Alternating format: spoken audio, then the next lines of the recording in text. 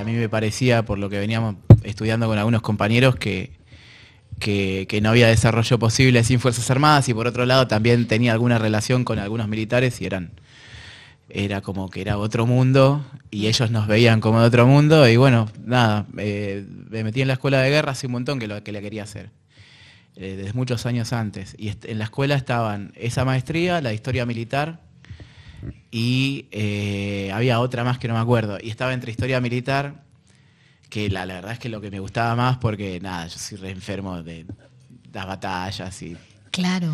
y mi perro se llama como una batalla de Napoleón, o sea. ¿Cómo se llama el perro? Jena, es una perrita. Pero Aparte venía en la línea de la historia que vos ya estabas estudiando, pero profundizando en la cuestión militar. sí, la USAL tiene como una rareza en historia que es medio peronista, muy católica, pero los profes que tenía en ese momento eran bastante también tipo gordos militar, fierreros. Gordos defensa. Claro, y nada, me enfoqué para ese lado. Claro. Eso. Y entrar en la escuela de guerra no debe ser algo fácil tampoco, ¿no? No, tuve una entrevista con el coronel que estaba a cargo, con el coronel Bertotto, buen hombre, y después hubo un examen, como una especie de examen de ingreso, ¿no? Pero era más algo medio extraoficial, pero si no lo hacías bien no entrabas. Claro. Y entré, éramos, me acuerdo, 30 personas, habían 20 militares y éramos 10 civiles, había militares de México, de Colombia, de Brasil, de Perú. Había, dentro de los 30 habían unas 5 o 6 mujeres también. O sea, era plural en cuanto al género, también en cuanto a la carrera, porque había de todo, había abogados, había... Claro. Es muy loco porque los más extremistas en cuanto a sus opiniones eran los civiles. Después aprendí con el tiempo que los militares en realidad no te dicen nada porque no pueden. Porque no pueden. Claro, porque se cuidan mucho por las formas. Pero no, igual eran súper siempre respetuosos, o sea... De hecho, ahí hice un gran amigo que es platense, en realidad es de Los Toldos, pero es graduado de acá de la UNLP y platense, él se define como platense, hincha de Gimnasia. Y nada, él venía de militar en el Evita, es muy loco porque Nico Hernández se llama. Hoy le cancelé el fútbol para venir acá. Te mandamos un beso. Nico, te mandamos un abrazo, te agradecemos por prescindir de qué jugás. De lo que no te caigo. Estoy ahí. Bueno, por compartir al compañero. Acá generalmente los compañeros hacen rápido sus columnas para irse a jugar un fútbol los lunes. Así que sabemos lo que se siente. Sabemos lo que se siente perder un soldado acá en el equipo. Claro. Estuvo igual hace un montón que no iba. Yo le dije el otro día que no, ahora le digo que sí. Y ayer le dije que no. Y me dice, bueno. Y nada, el pibe cae, medio hippie, con un jean medio zaparrastroso, pero como desalineado, ¿entendés? Medio cachiva. Claro, y con una mochilita así, medio que tipo de cord, una cosa así, el pañuelo verde, y llega tarde. No. Ay, claro. Y lo miraron todos, ¿viste? Y alguien le preguntó, se escuchó, ¿se habrá equivocado de aula? Claro. De escuela y de planeta. Pero aparte, en la escuela de guerra se da solamente cosas de la UNDEF, ¿o no? No, sí. Aparte, esta no era de la UNDEF, porque la UNDEF, la Universidad Nacional de Defensa, tiene carreras, pero esto es del ejército. Era la Escuela Superior de Guerra del Ejército. Claro. Vos tenés, por ejemplo, el doctorado en defensa o la maestría en defensa, es de OFADENA, que es la Facultad de la Defensa, o de la UNDEF. Pero esto es de la Escuela de Guerra, del Ejército. Y después eso te da el título, te linkea con la UNDEF, pero en realidad es todo del Ejército. Y nada, cayó Nico. Pero nada, nos hicimos amigos, siempre tenía buenos argumentos, decía lo que pensaba, y la verdad que nunca en la vida, en todos los lugares que estudié, sentí tanta libertad de expresión y pluralidad como en la Escuela de Guerra. Vos podías decir con argumentos lo que vos querías, lo que se te cantaba. Claro. Y había de todo, había nacionalistas, católicos, liberales, apartidarios. Una mezcla. Gente que le gustaba Zinedine, gente que le gustaba Lavalle, gente que no le gustaba a nadie. Pero estuvo muy interesante. Y aparte de eso me llevó a la Antártida, así que en última instancia fue como un camino que... ¿De qué modo entraste ahí al mundo de la Antártida? ¿Una materia en puntual? No, bueno, sí, no. Había que hacer un trabajo final integrador, aparte de la tesis, que también fue sobre Antártida, sobre Petrel, pero era un trabajo final, había 6 opciones, una era Antártida, y yo en ese momento la verdad no sabía tanto de Antártida, o sea, sabía lo básico para alguien que está en ese ambiente, pero no mucho más. Y elegí Antártida. La profe que tenía era una gran compañera, que hoy es una amiga, que es Mariana Altieri. Y con Mariana, bueno, empecé a hacer el trabajo y lo hice sobre Petrel en un momento en que Petrel todavía no estaba, no se había convertido en base permanente, o sea, estaba el proyecto, pero no había pasado. Claro. Como que lo escribí sobre las ventajas de que eso sucediese sin saber que estaba el proyecto antes de que pase. Claro. Eso llegó a manos del comando, bueno... Le pedí ayuda también, me salvó, conmigo estaba cursando alguien que después sería comandante del Comando Conjunto Antártico, lo acaban de ascender a general, que soy el general retirado Edgar Calandín, y cursábamos juntos. Nos hicimos amigos, empezamos a ir me di cuenta que era un cordobés fanático de Boca, enfermo de Boca, y empezamos a ir a la cancha juntos. Lo empecé a llevar, yo soy socio de Boca, este año cumplo 20, ahora en febrero cumplo 20 años de socio. Y lo empecé a llevar a la cancha, empezamos a ir, y un día de un momento de euforia, porque empecé a trabajar para el comando haciendo informes, cuestiones más puntuales que no necesitaba viajar. Uh-huh. Y en un partido que Boca le está ganando a Central Córdoba 7-0, habíamos ido temprano, teníamos el mejor lugar en el medio del estadio, en un palco hermoso, y habíamos ido temprano, la reserva había ganado 8-0, y Boca estaba ganando 5-0 en ese momento, y me dice, negro, vos tenés que ir a la Antártida a escribirle a Petrel. Y le digo, sí, me dice, ¿seguro? Mirá que me dice, mi negro no quiere ir nadie, porque Petrel estaba medio abandonado, entonces era como la última frontera. Claro. No en la cuestión de geografía, porque hay una base que es más lejos, que es más lejana, que es Belgrano 2, o incluso hay otras bases que son más retiradas. San Martín también está más lejos. Pero en Petrel no había nada, era como, no había calefacción, no había nada. Era todo por hacerse. Patria. Claro, y me dice, mirá que no quiere ir nadie, le digo, no, yo voy. Vas a ser el único civil, no importa, yo voy igual.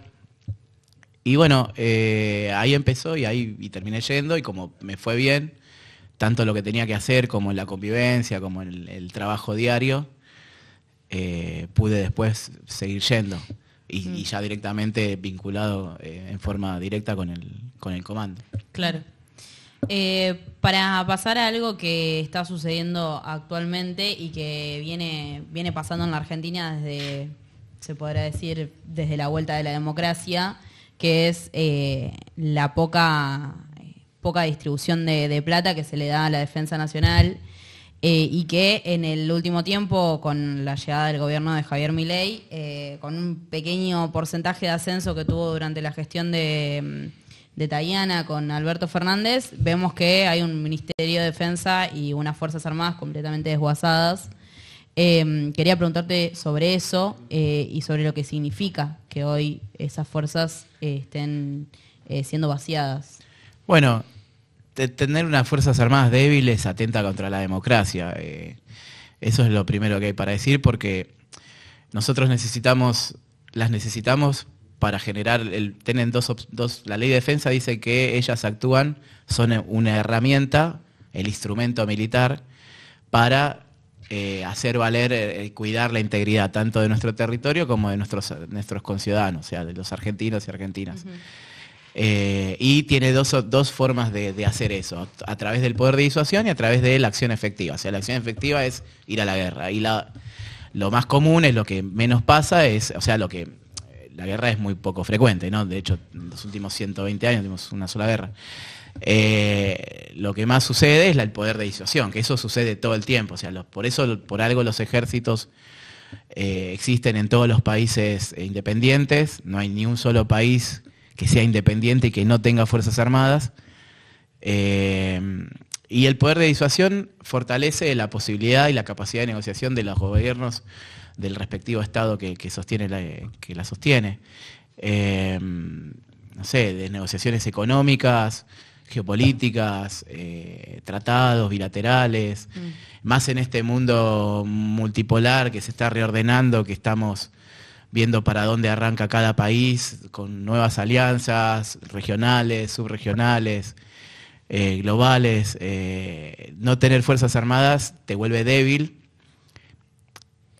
El año pasado, Anthony Blinken, que era el secretario del Departamento de Estado de Estados Unidos de la gestión de Biden, en una reunión que es público, está en internet, creo que está en YouTube, dice, bueno, en el mundo existen los estados que se sientan a la mesa a comer y están los estados que son el menú. Entonces, y eso en parte, hay muchos factores de poder, ¿no? La capacidad educativa del pueblo, la capacidad industrial, la capacidad, la geografía del país, la cantidad de recursos naturales que posee, la moral y la idoneidad de los dirigentes políticos. Hay un montón de factores de poder que se tienen en cuenta en un criterio más o menos general de tanto Rusia, China, como cualquier analista norteamericano, europeo, tiene en cuenta. Y las Fuerzas Armadas son un importante factor de poder.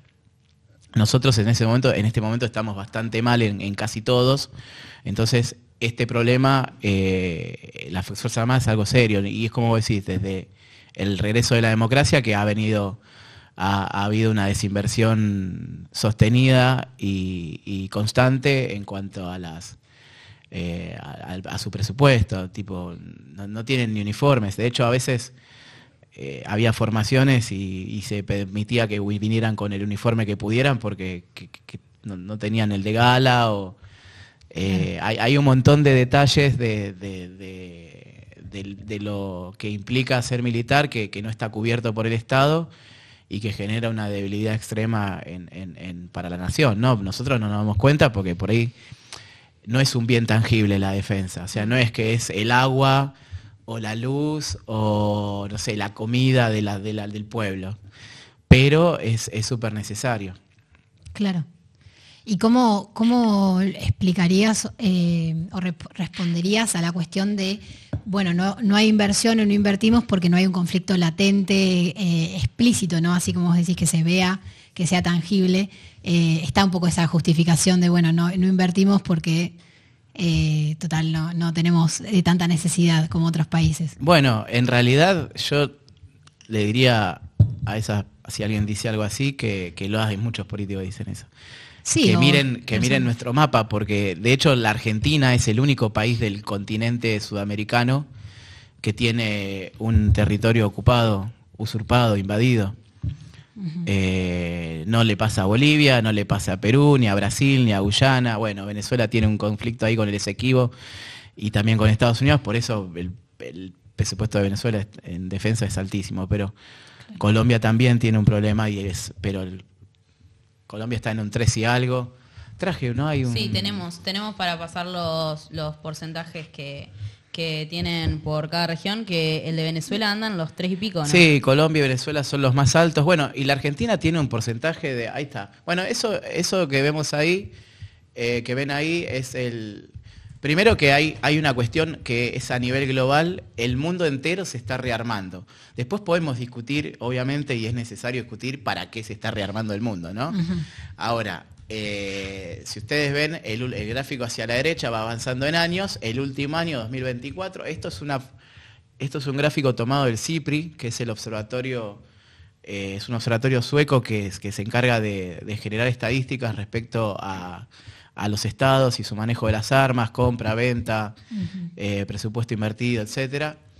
Y el mundo se está rearmando, o sea, el año del 23 al 24... en general, el PBI destinado a defensa del mundo creció en un 9%. La región sudamericana creció, sí, bastante. 9% del PBI es un montón. Es un montón. Y ahí estamos viendo por región.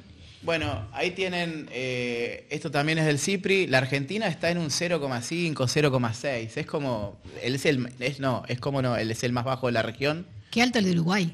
Sí, No hubiese dicho Uruguay nada. está modernizando sus helicópteros, tiene sus lanchas patrulleras. Porque esto no es una cuestión de, bueno, pero ¿qué? ¿Va a ir a la guerra Uruguay? No, pero Claro. Uruguay primero tiene, tiene cuestiones no resueltas o que podrían estar no resueltas en las vías del Uruguay en cuanto al comercio marítimo, el Río de la Plata. Es un país pequeño, necesita estar preparado. Siempre digo, uso este ejemplo, Lula era presidente por primera vez en Brasil, venía del PT, ahora Lula uno puede decir, bueno, es más de centro, tiene un montón de alianzas, pero el gobierno de la primera presidencia de Lula era extremadamente PT de izquierda. Y sí, suena, pero Celso Amorim era su ministro de Defensa, que hoy es jefe de gabinete. Y es un gran amigo de Lula, siempre fue de izquierda, nadie puede decir que Celso era de derecha o no sé, o amigo de Bolsonaro. Y cuestión que Lula, cuando empezó su presidencia, aumentó drásticamente el presupuesto que Brasil invertía en defensa. Lo cual después podemos hablar, genera un montón de valor agregado, genera empleos. Y le preguntaban a Celso, lo corría medio por izquierda, le decían, bueno, pero usted, ¿por qué, siendo que Brasil ha salido de una dictadura larga, etcétera, y las Fuerzas Armadas en general son de derecha, están cuestionadas sobre todo las policías militares por los abusos contra los derechos humanos en las favelas y demás? Y Celso le decía, no, pero eso no tiene nada que ver. Dice, nosotros necesitamos unas Fuerzas Armadas brasileñas, fuertes, modernas, equipadas, capacitadas, para que cuando Brasil tenga que decir que no, pueda decir que no.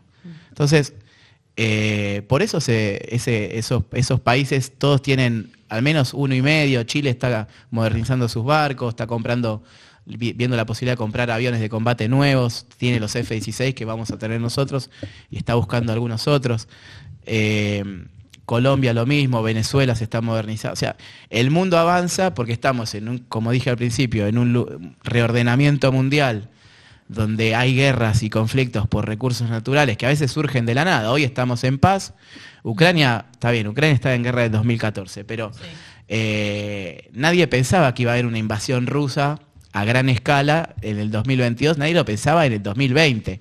Había algunos indicios, pero entonces las cosas en este siglo se desencadenan muy rápido. Nosotros tenemos que estar preparados. Estamos sentados en una pila de recursos naturales. Somos el 8º país más extenso del mundo. Tenemos muy poca población. Tenemos hay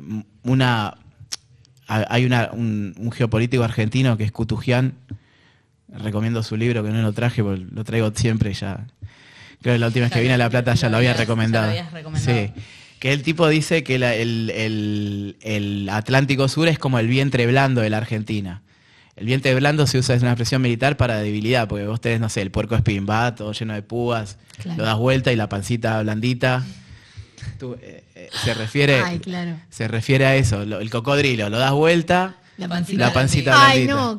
Entonces, vientre blando es una como te da ternura, decís, ay. Claro. Lo sé, tuve un erizo y lo dabas vuelta y la pancita era como una cosita. Nada, se usa para eso. El vientre blando argentino es el Atlántico Sur. Primero, que no tenemos casi... primero, la primera es generar conciencia de que tenemos un conflicto. Claro. Lo que vos preguntabas, Delphi, hace un rato, tenemos un conflicto, la Argentina está en conflicto.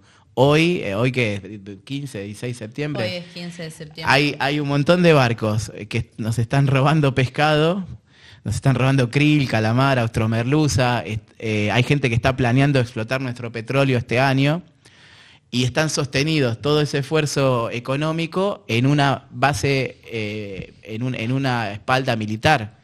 O sea, se sostiene ese robo. Es como que, bueno, mientras estemos hablando, alguien me está robando la casa. Entonces yo tengo un conflicto, tenemos un conflicto.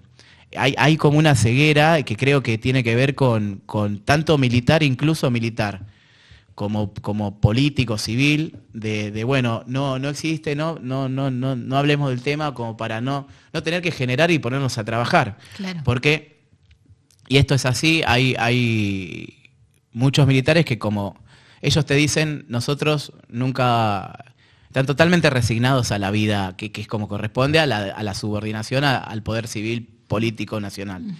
Ahora, hay como una comodidad en eso, porque dice, bueno, los políticos no hacen nada, no hacen una mierda. Entonces nosotros tampoco. Ascienden, pasan de grado, no todos, no hay excepciones, pero hay como cierto aletargamiento de todo el mundo que, bueno, nos contestamos con todos los años ir al Comité de Descolonización, las Malvinas son argentinas. Estamos avanzando sí en la remalvinización, en la educación, en la cultura. A nadie le sale gratis decir hoy, che, regalemos las Malvinas. Claro. Pero después, a los hechos, ¿qué hacemos? Si yo les pregunto, ¿ha habido en los últimos 43 años algún avance en la cuestión de la soberanía de Malvinas? Yo los desafío. Dígame, ¿hay algún... ¿Se les ocurre algo? Salvo quizás alguna cuestión puntual. No, cosas de retroceso de políticas que se han ejecutado. Pienso, bueno, cuando sucedió el acuerdo que ahora se restituyó con el Mondino Lamy, bueno, hubo un retroceso, pero después nada más. O sea, el mayor avance que hubo fue el último previo a la dictadura, me parece, el de, bueno, tener maestras en las Malvinas, tener un proceso de descolonización. Sí, antes de la guerra hubo algunos avances. Quizás yo después de la democracia hablaría de Cristina. Lo único que podría mencionar es cuando Cristina logró regionalizar la cuestión Malvinas y otros países hermanos sudamericanos empezaron a aislar a los barcos con bandera británica, no con bandera británica, con bandera de las islas, y a rechazarlos en los puertos, que no pudieran atracar. Pero después no tenemos un avance. No es que, bueno...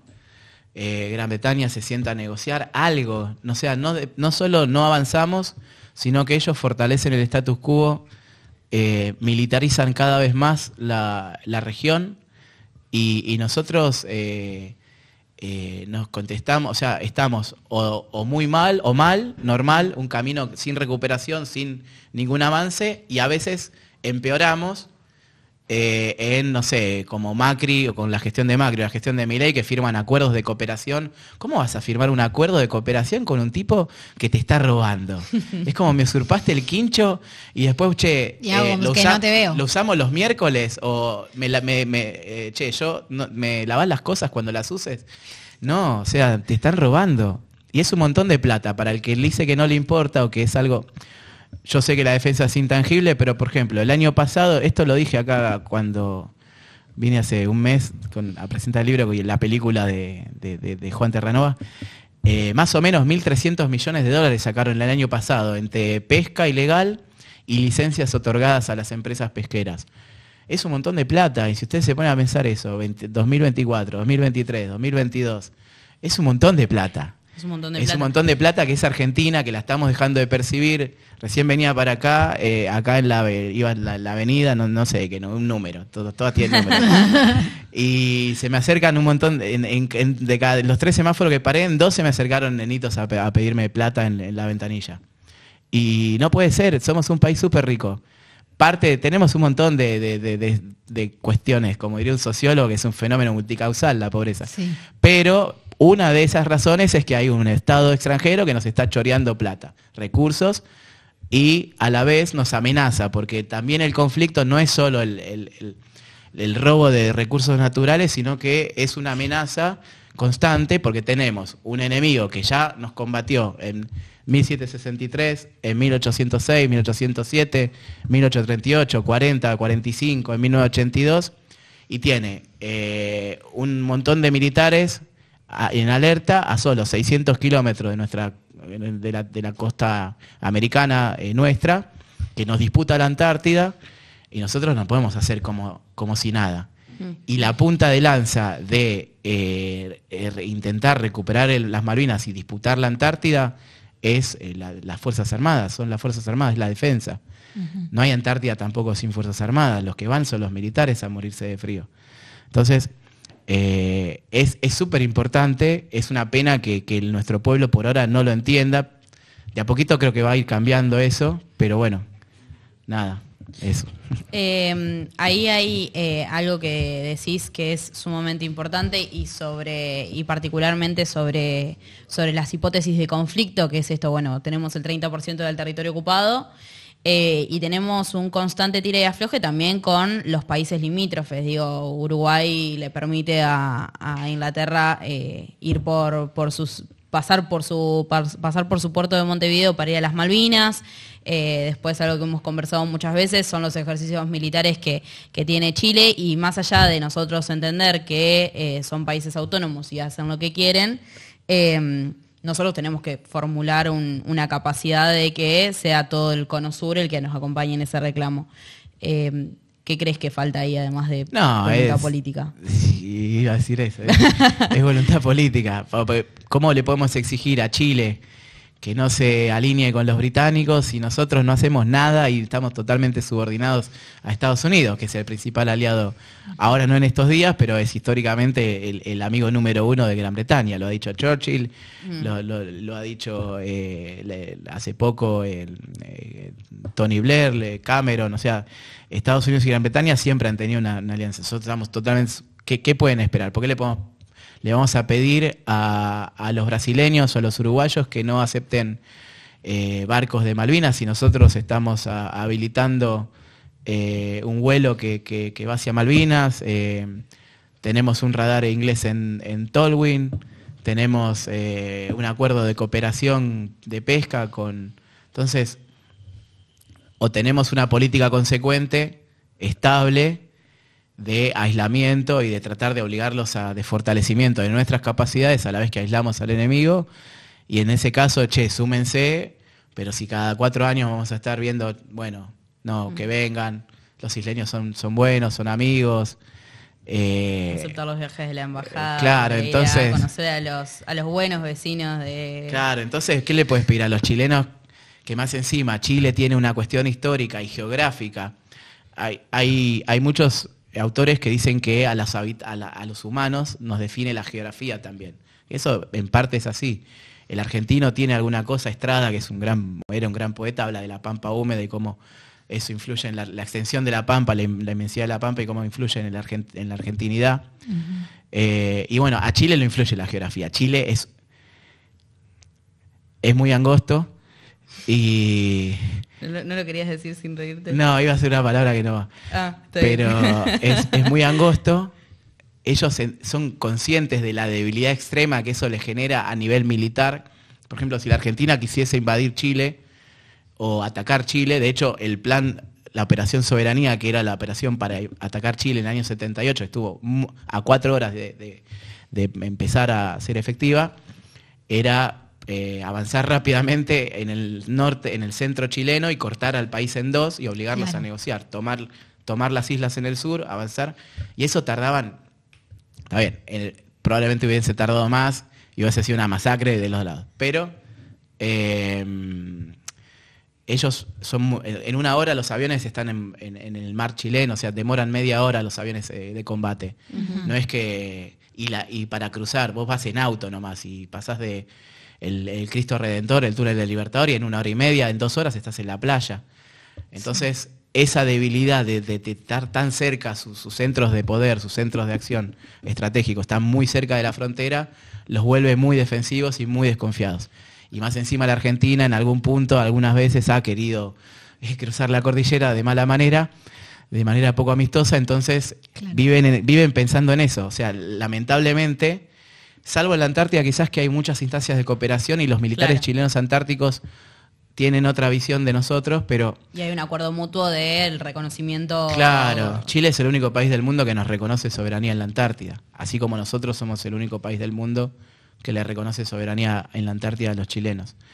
Pero bueno, si nosotros no nos ponemos las pilas en una política consecuente de defensa y de diplomática... que sea estable y que esté orientada a disputar el control de nuestro mar, no le podemos pedir mucho al resto de nuestros países vecinos. Gracias, con que no se alíen con el enemigo es bastante. Que están igualmente... Y Chile está difícil, porque les ofrecen cosas, qué sé yo, les están armando la ingeniería naval. Sí, yo lo aceptaría si fuera ellos, pero totalmente. O sea, ellos ellos tienen la Antártida... primero que no tienen el conflicto de Malvinas. Han tenido una alianza histórica con Gran Bretaña en un montón de sentidos.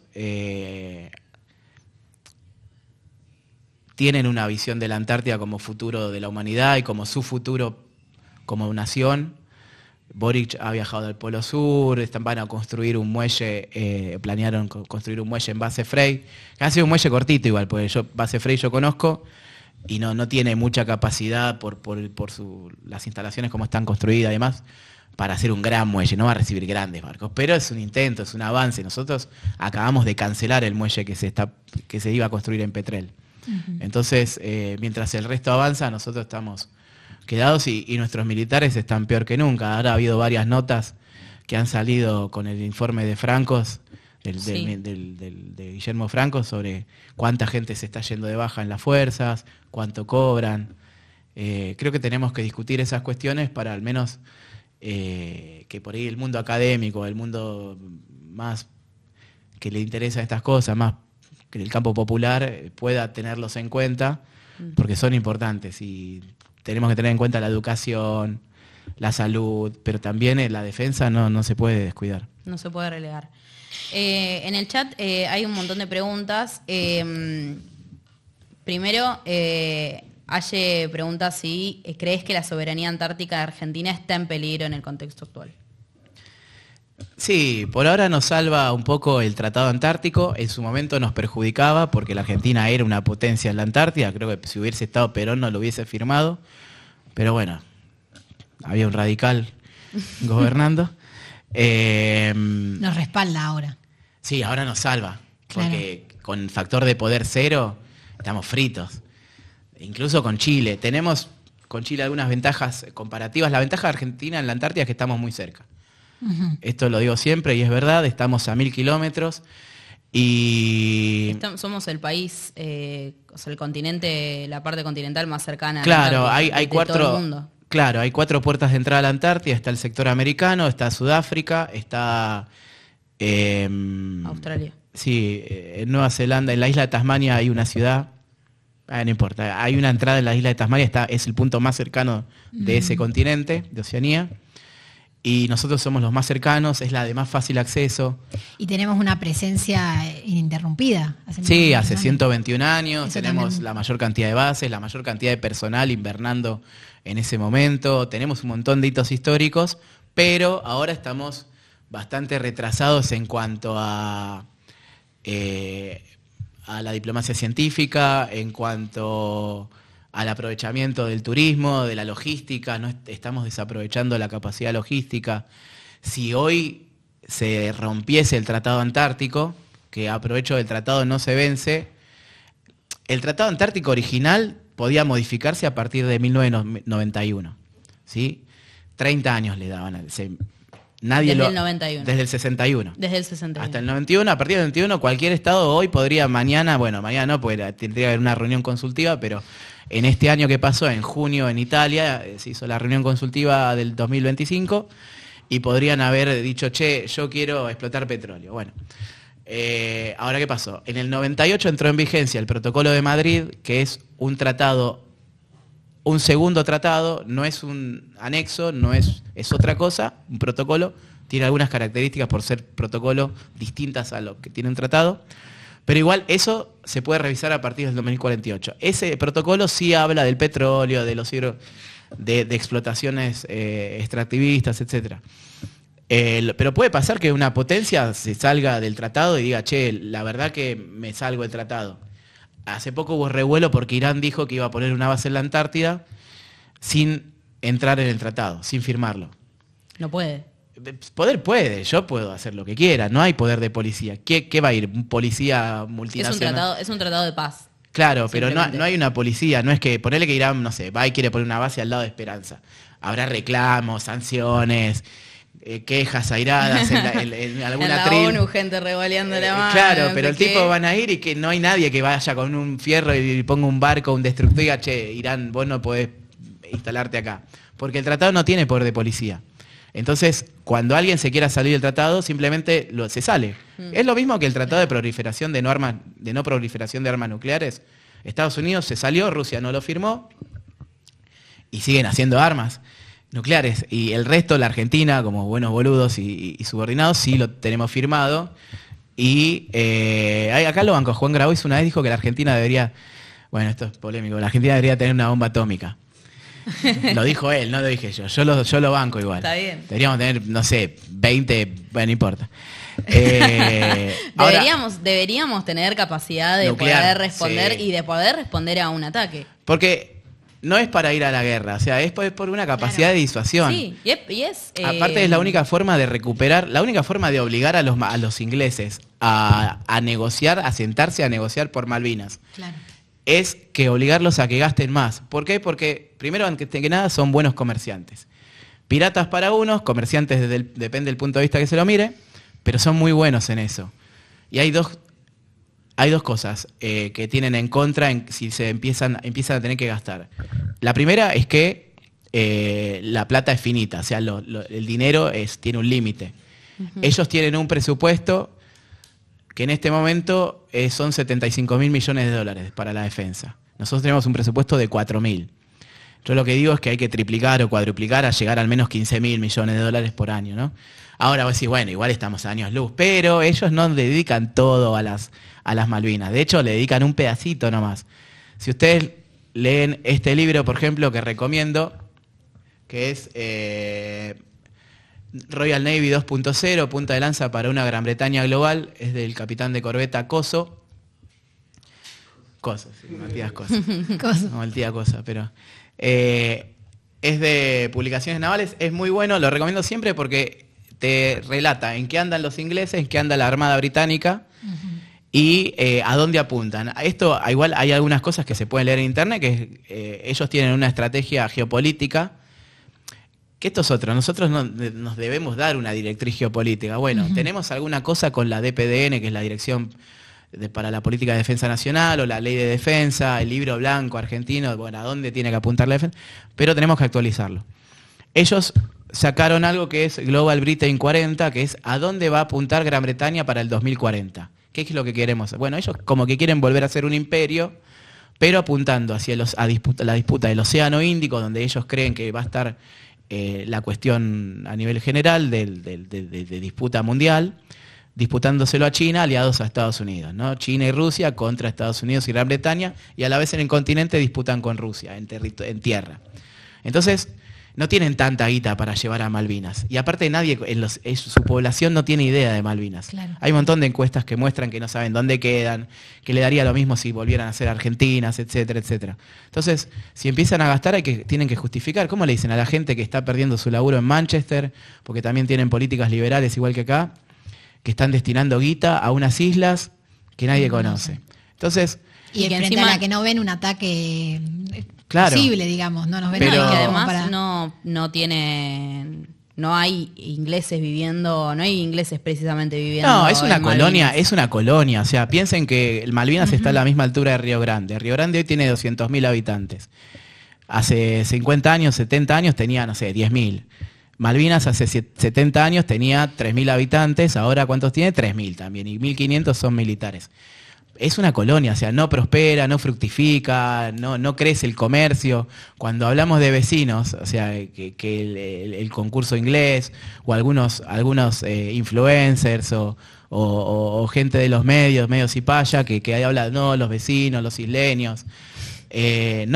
Son una gente que está ocupando un territorio por una cuestión estratégica, porque para los ingleses Malvinas es la puerta de entrada a la Antártida, que va mucho más allá de la explotación de hidrocarburos. Para ellos les importa porque les importa la Antártida.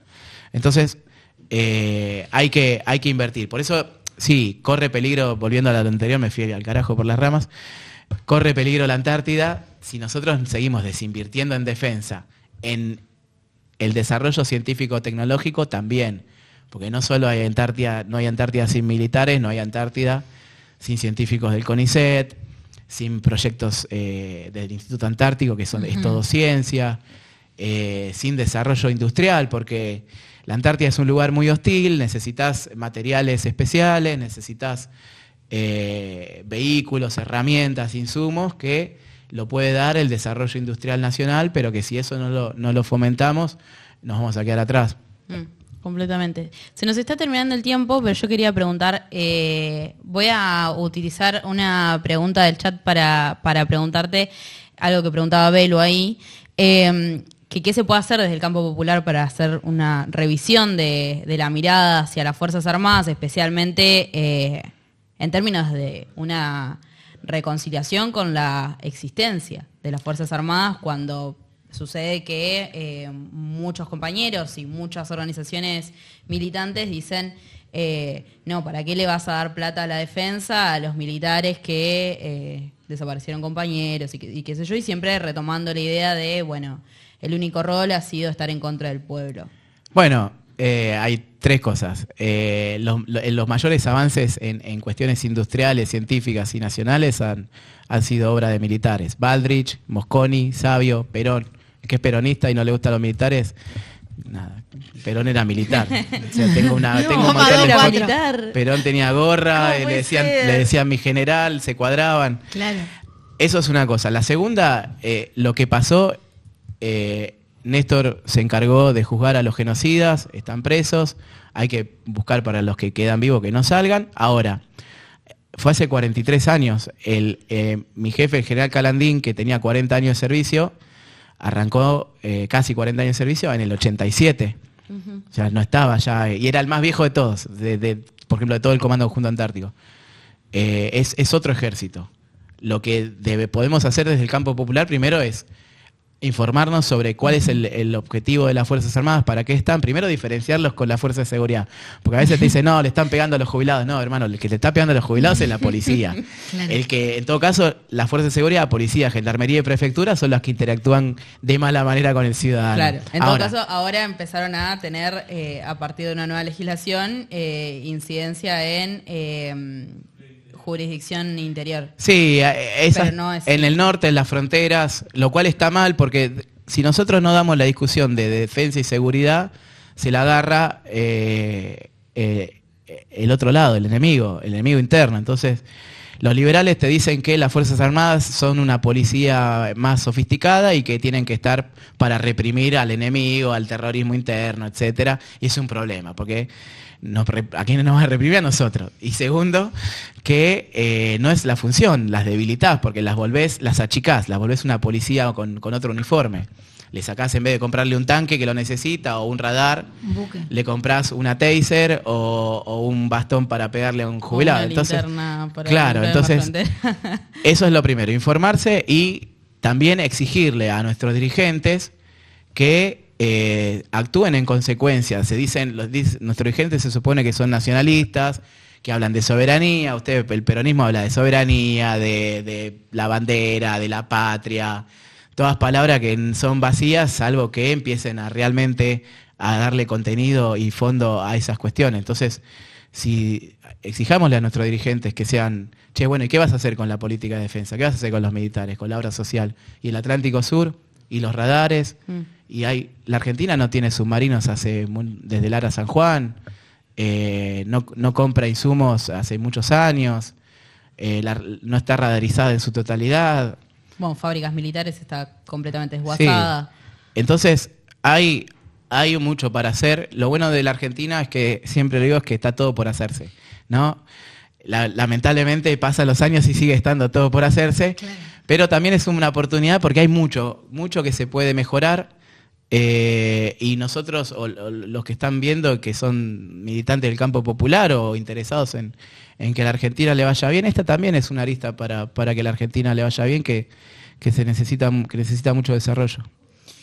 Excelente. Te quería preguntar, antes de terminar la nota, por el libro que trajiste de Guglielmelli, que es poco conocido, pero es necesario leerlo, ¿no?